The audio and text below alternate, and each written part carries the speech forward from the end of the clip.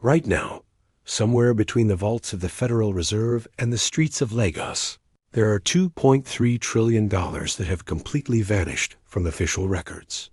Not stolen, not destroyed, just gone. These bills are circulating in markets, changing hands, facilitating trade, and nobody in any position of power is looking for them. They work better off the grid than on it. This phenomenon is not new. It is ancient. And it reveals something about money that will change everything you thought you knew about wealth, power, and survival. May 29th, 1453.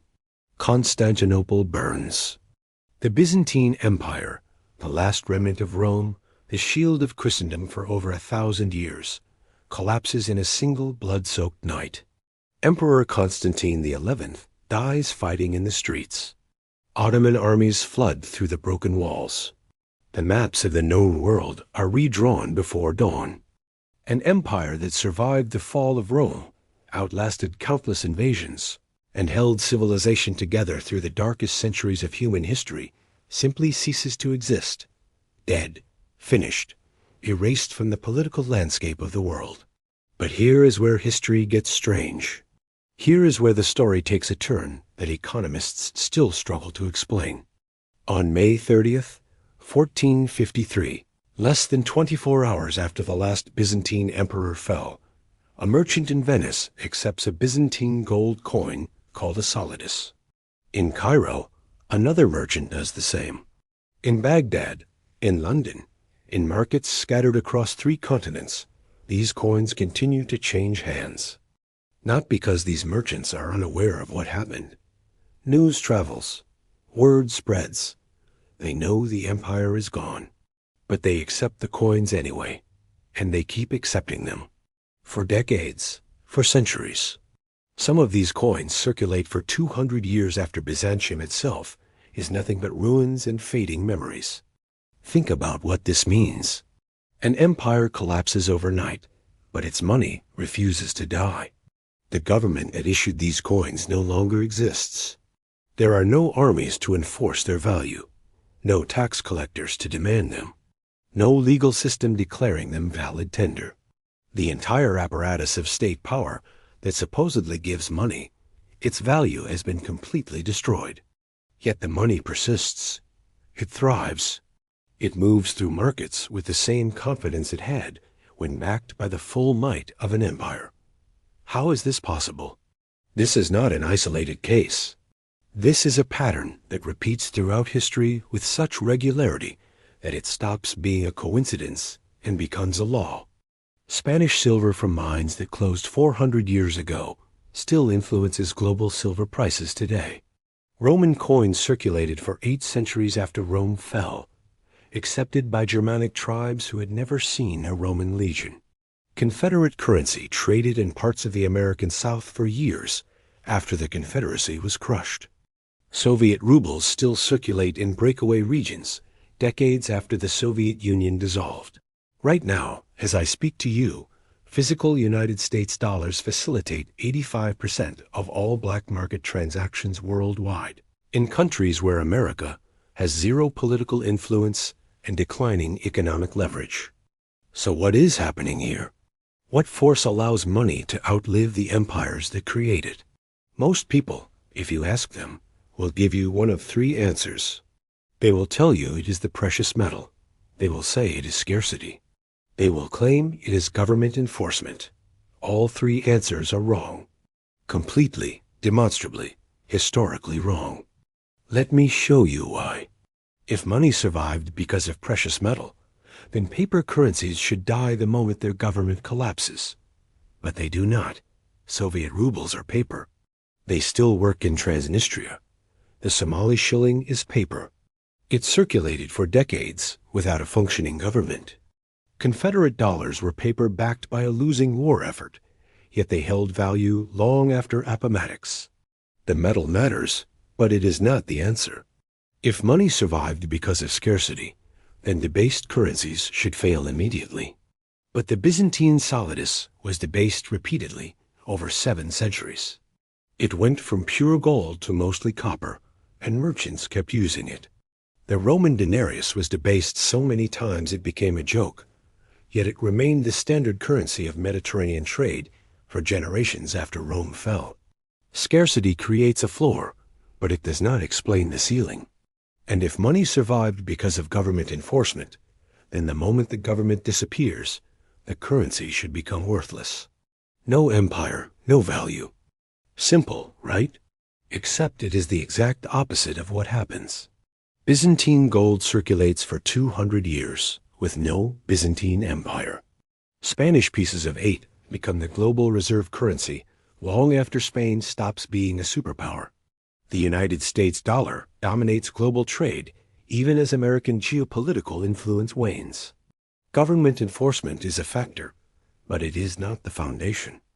So if it is not metal, not scarcity, and not enforcement, what is it? What invisible architecture keeps money alive after the empire dies? The answer is something economists dress up in fancy language and call network effects or institutional momentum. But strip away the jargon, and you find something simpler and far more powerful. Money survives because of collective memory architecture. Money is not a thing. Money is a memory. And once that memory embeds itself deep enough into enough minds, it becomes almost impossible to kill. Let me explain what I mean. Imagine you are a Venetian merchant in 1454. Constantinople fell last year. You know this? Everyone knows this. But here's what else you know. You know that the goldsmith in Cairo will accept a Byzantine solidus. You know the silk trader in Damascus will accept it. You know the spice merchant in Alexandria will accept it. You know they know you know. They know you know they know. This is not trust in Byzantium. The empire is gone. This is trust in the network. The web of expectations. The shared memory of 1,000 successful transactions compressed into a single metal disk. This is the architecture that outlives empires.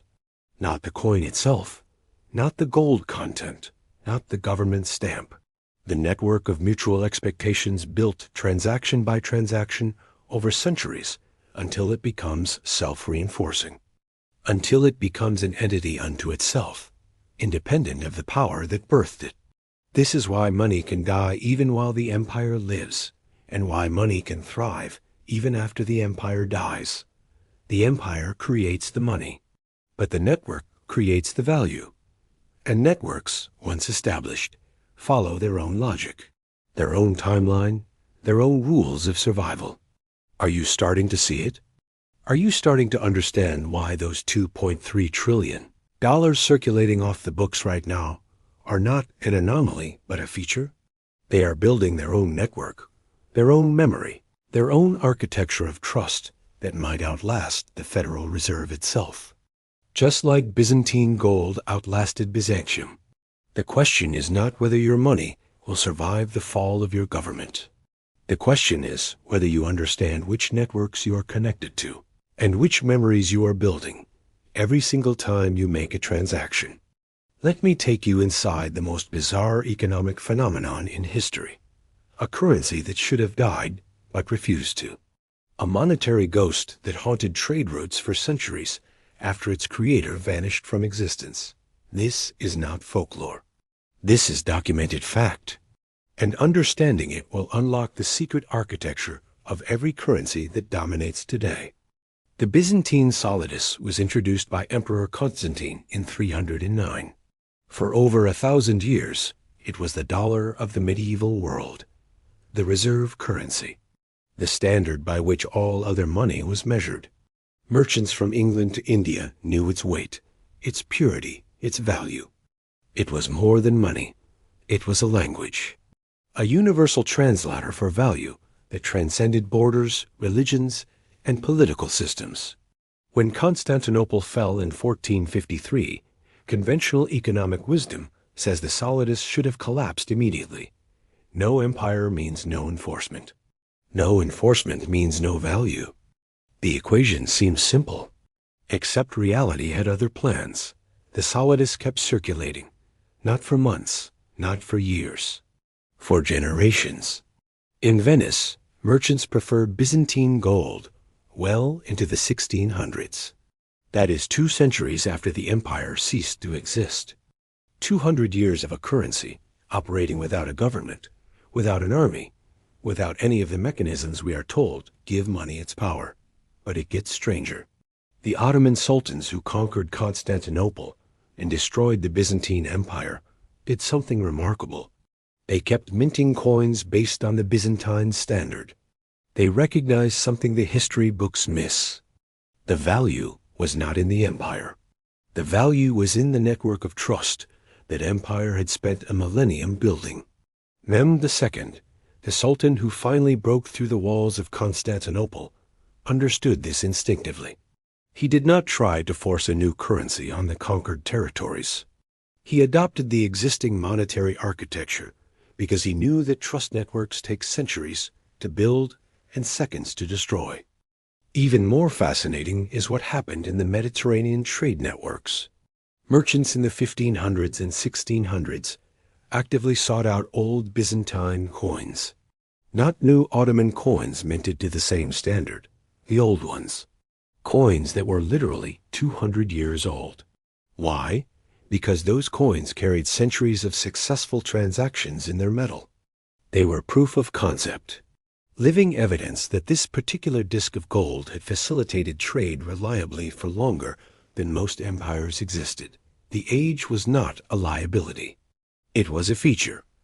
It was accumulated memory made tangible. This pattern appears everywhere once you know to look for it. Spanish pieces of 8, minted from silver extracted in the Americas, became the world's first true global currency. They circulated in China, in Africa, in Europe, in the Middle East. When Spain declined as a superpower, when its empire fragmented, when its political influence collapsed, the pieces of 8 kept working. Chinese merchants who had never seen Spain, and never would, trusted these coins more than their own government's currency. Why? Because the network had embedded itself too deeply to extract. The memory was too strong to erase. The same phenomenon occurs with the United States dollar right now. In countries where America has virtually no political leverage, where anti-American sentiment runs high, where governments actively try to reduce dollar dependence, the dollar remains king, not because of American military might, not because of economic sanctions, but because 3 generations of humans have built a memory architecture around that piece of paper. They know someone else will accept it. They know that person knows someone else will accept it. The network perpetuates itself, independent of the empire's actual power. This reveals something profound about the nature of money itself. Money does not derive its value from the authority that issues it. That authority matters in the beginning, during the establishment phase, when the network is being built. But once the network reaches critical mass, once enough people share the same collective memory of successful transactions, the authority becomes optional. The empire becomes a historical footnote. What persists is the ghost, the memory, the network of expectations that has calcified into something more durable than empires themselves. Now that you understand the phenomenon, let me show you the architecture. How does money build this immunity to empire death? What are the structural elements that allow a currency to outlive its creator? There are 3 pillars, 3 mechanisms that work together to create monetary immortality. Miss any one of them, and the currency dies with the empire. Get all 3 right, and you create something that might outlast nations themselves. The first pillar is the trust lattice. Imagine a web of interconnected nodes, where each node represents a merchant, a trader, a person who accepts this currency. The strength of the currency is not in any single node. It is in the connections between nodes, in the shared knowledge that others in the network will honor this money. This is not abstract theory. This is how merchants actually thought in the medieval period. When a Venetian trader accepted a Byzantine solidus in 1454, he was not thinking about the Byzantine Empire. He was thinking about the goldsmith in Cairo who would accept it next week. He was thinking about the silk merchant in Damascus who would accept it next month. His confidence came not from the issuer, but from the network. Here is what makes this pillar so powerful. It creates redundancy. If one node fails, if one merchant refuses the currency, it does not collapse the system. The network routes around the failure. Other merchants still accept it. Other nodes still function. The currency only dies when enough nodes fail simultaneously that the lattice itself breaks. This is why Byzantine gold survived. The lattice was so extensive, so deeply embedded across 3 continents, that the loss of Constantinople was just one node failure in a network of thousands. The web held. The memory persisted. Compare this to modern currency networks. The United States dollar is accepted in nearly every country on earth, not because those countries love America, but because they know other countries accept it. The lattice is global. Every central bank holds dollars. Every major corporation transacts in dollars. Every commodity's market prices in dollars. That network has become self-reinforcing to the point where even if America wanted to abandon the dollar, it probably could not. The lattice has developed its own momentum, its own gravity, independent of American policy. The second pillar is information asymmetry. This one is subtle but crucial. In 1453, news traveled slowly. It took 3 months for word of Constantinople's fall to reach England. But the coins themselves traveled faster. Byzantine gold arrived in English ports weeks before the news did. This created a critical buffer period where the currency proved its continued utility before doubt could spread. Merchants used these coins successfully during those weeks. They facilitated trade. They worked. By the time everyone knew the empire was gone, they had already experienced the money working without the empire. The proof preceded the doubt.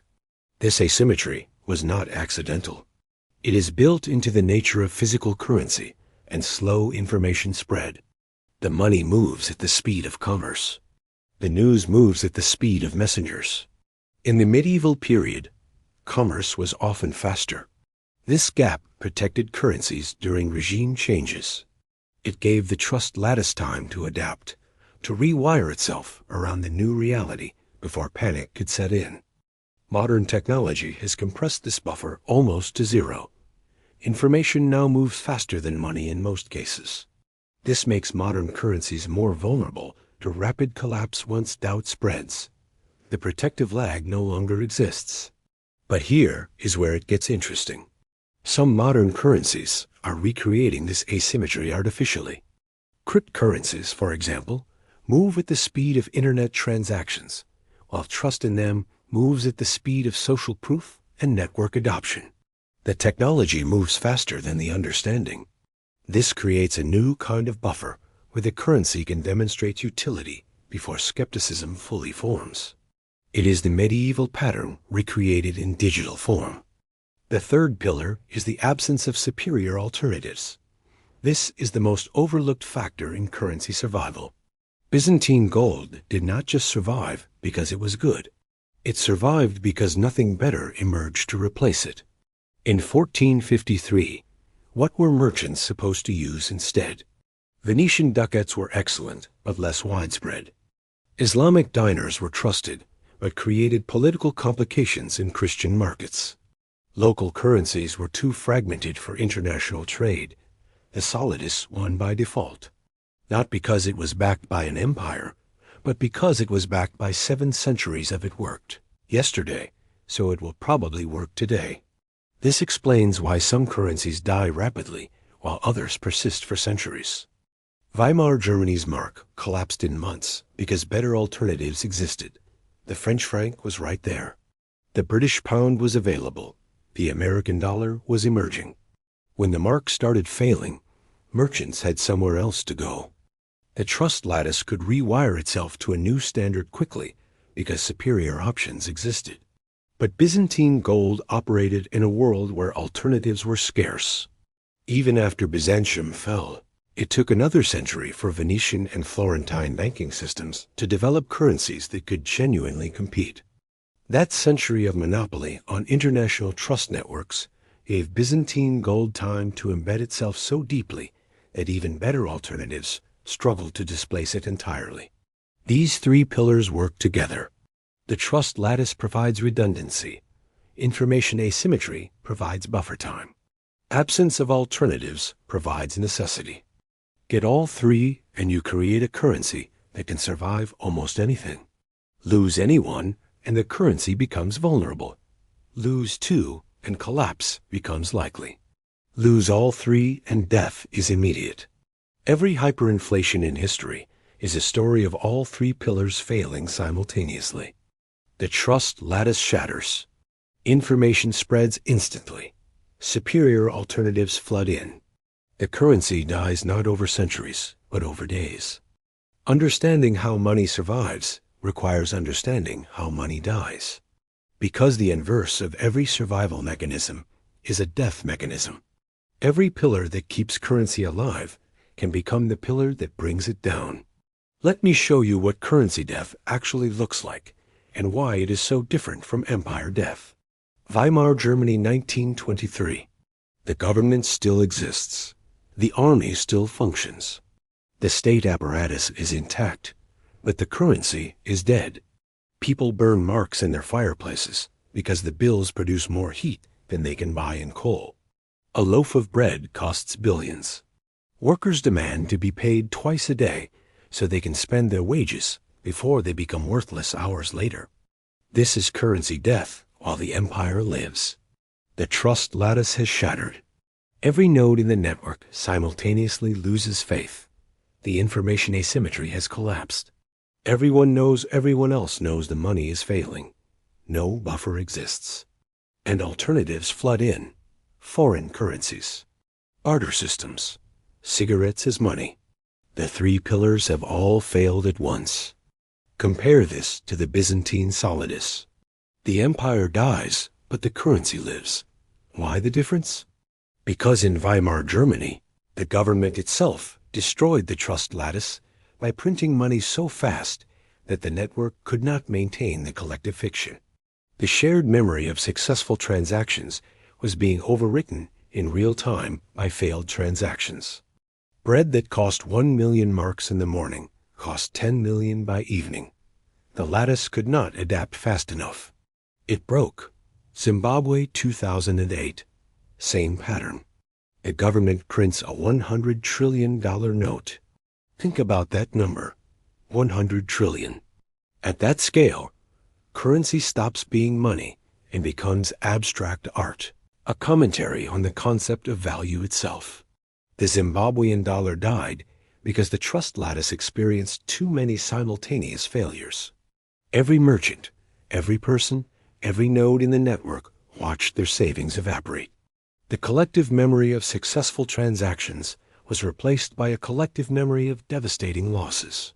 Once that flip happens, once the dominant memory becomes this money destroyed my wealth instead of this money facilitated my trade, the currency cannot recover. The architecture has been fundamentally rewritten. Venezuela right now. The bolivar loses 99% of its value and keeps falling. But the government still exists. Maduro is still in power.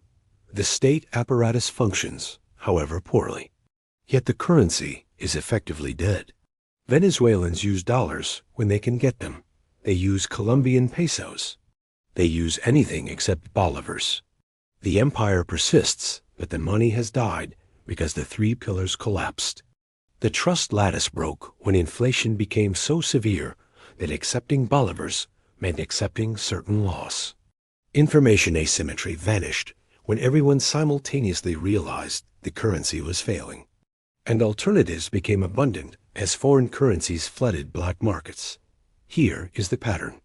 Money dies when the rate of trust destruction exceeds the rate of trust repair. The Byzantine solidus debased slowly over 7 centuries. Slow enough that the network could adjust expectations gradually. Each generation accepted a slightly less pure coin than their grandparents did, but the change was incremental, imperceptible year to year. The lattice had time to rewire itself around new realities without breaking. But Weimar, Zimbabwe, Venezuela, all debased rapidly. Catastrophically, the networks could not adapt fast enough. The collective memory shattered. This reveals something critical about modern monetary policy. Central banks are not managing money. They are managing memory. They are maintaining the collective fiction that allows the trust lattice to function. Every interest rate decision, every quantitative easing program, every forward guidance statement is about managing expectations across millions of nodes in the network. Keep expectations stable and the currency survives. Let expectations collapse and the currency dies regardless of underlying economic fundamentals. The Byzantine solidus teaches us that currency death and empire death are separate phenomena that sometimes coincide but often do not. You can kill a currency without killing an empire. You can kill an empire without killing a currency. They operate on different timelines, respond to different pressures, follow different logic. The empire is a political entity. The currency is a memory network. They interact, but they are not the same thing. Confuse them, and you will misunderstand both. Watch the networks, not the empires. When merchants in 1453 saw Constantinople burning, the smart ones did not panic. They checked the lattice.